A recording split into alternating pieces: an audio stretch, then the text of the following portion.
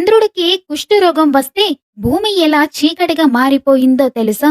దక్షుడి ఘోర శాపం నుండి చంద్రుడిని రక్షించిన ఆ మొదటి జ్యోతిర్లింగం కథేంటో ఈ ఒక్క నిమిషంలో చూద్దాం. ద్వాదశ జ్యోతిర్లింగాలలో మొదటిదైన సోమనాథ క్షేత్రం వెనుక ఒక అద్భుతమైన కథ ఉంది.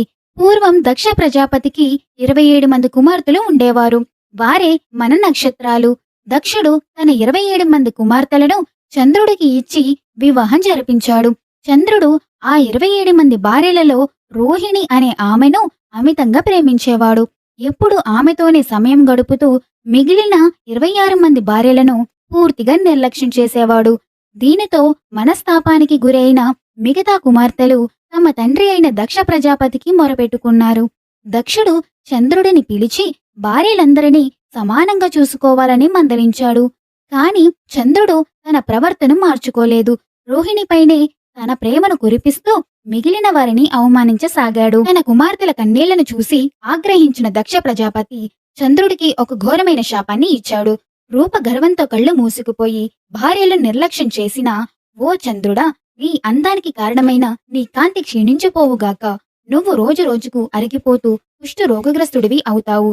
దక్షుడి శాపం వల్ల చంద్రునిలో కాంతి క్షీణించడం ప్రారంభమైంది. చంద్రుడి కాంతి తగ్గిపోవడంతో భూమిపై ఓషధులు, వృక్షాలు జీవం కోల్పోయాయి. సమస్త సృష్టి సంక్షోభంలో పడింది. కంగారు పడిన దేవతలు చంద్రుడిని తీసుకుని బ్రహ్మదేవుని వద్దకు వెళ్లారు. అప్పుడు బ్రహ్మదేవుడు ఒక ఉపాయం చెప్పాడు. దక్షుడి శాపాన్ని పూర్తిగా తొలగించడం ఎవరికీ సాధ్యం కాదు. కాని దీనికి ఒకే ఒక మార్గం ఉంది. ప్రభాస తీర్థానికి వెళ్లి అక్కడ మృత్యుంజయుడైన పరమశివుని ప్రతిష్ఠించి ఘోర తపస్సు చేయి. ఆ భోళా శంకరుడే నిన్ను రక్షిస్తాడు. బ్రహ్మదేవుని ఆజ్ఞ ప్రకారం చంద్రుడు గుజరాత్లోని ప్రభాస్ పట్టణం వద్ద సరస్వతి నది సముద్రంలో కలిసే పవిత్ర స్థలానికి చేరుకున్నాడు. అక్కడ శివలింగాన్ని ప్రతిష్ఠించి అహోరాత్రులు మృత్యుంజయ మంత్రం జపిస్తూ కఠోరమైన తపస్సు చేశాడు. చంద్రుని భక్తికి తపస్సుకు మెచ్చిన పరమశివుడు జ్యోతి స్వరూపంలో ప్రత్యక్షమయ్యాడు. దక్షుడి శపథం వృధా పోకూడదు, అలాగే చంద్రునికి పూర్తిగా వినాశనం జరగకూడదు. కాబట్టి శివుడు చంద్రునికి ఒక అద్భుతమైన వరాన్ని ప్రసాదించాడు. చంద్రుడి కఠోర తపస్సుకు మెచ్చిన ఆ భోళా శంకరుడు ప్రత్యక్షమైతే అయ్యాడు, కాని ఆయన ఇచ్చిన వరం ఎలాంటిది? ఒకవైపు పరమశివుని అనుగ్రహం, మరోవైపు ప్రజాపతి దక్షుడి అమోఘమైన శాపం. మరి దక్షుడు ఇచ్చిన ఆ ఘోర శాపం ఏమైపోతుంది?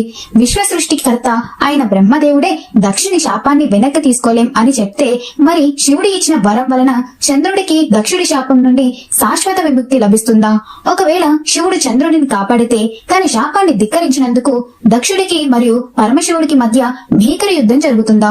అసలు దక్షుడి అహంకారానికి